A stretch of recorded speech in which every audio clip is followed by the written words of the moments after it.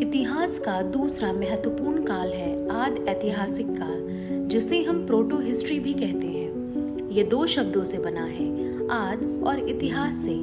आदि का अर्थ है शुरुआत, अर्थात पृथ्वी पर जब इतिहास लिखने की शुरुआत हो गई थी। यह वह काल था जब लेखन की शुरुआत हो गई थी। इस समय लिपि भी थी और लिखित शब्द भी। इस काल के लिखित साक्ष्य भी उपलब्ध हैं, परंतु हम आज भी उसको पूर्ण रूप से पढ़ने और समझने में असमर्थ हैं। सिंधु घाटी सभ्यता और मेसोपोटामिया की सभ्यता आदि ऐतिहासिक काल की सभ्यता है, जब मनुष्यों ने अपने विचारों को शब्दों में लिखना शुरू कर दिया था।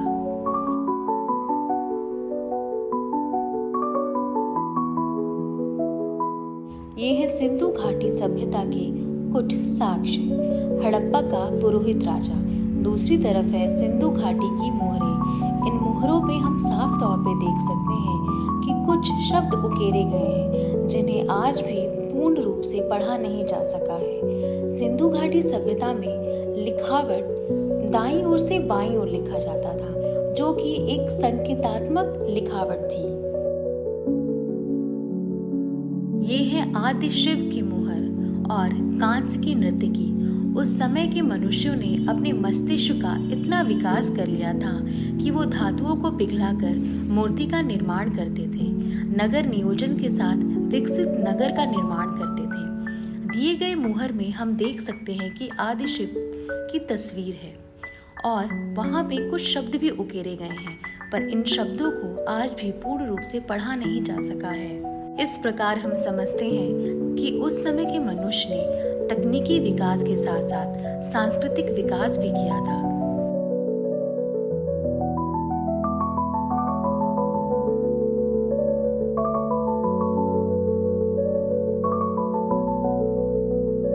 ये है मेसोपोटामिया की मुहरें।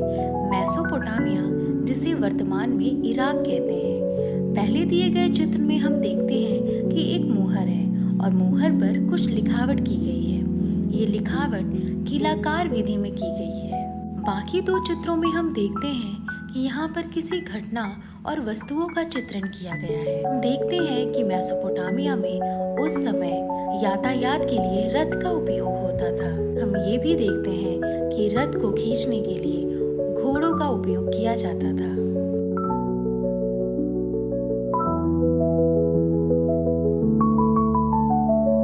और ये है वक्त के पन्ने। आप सभी का शुक्रिया।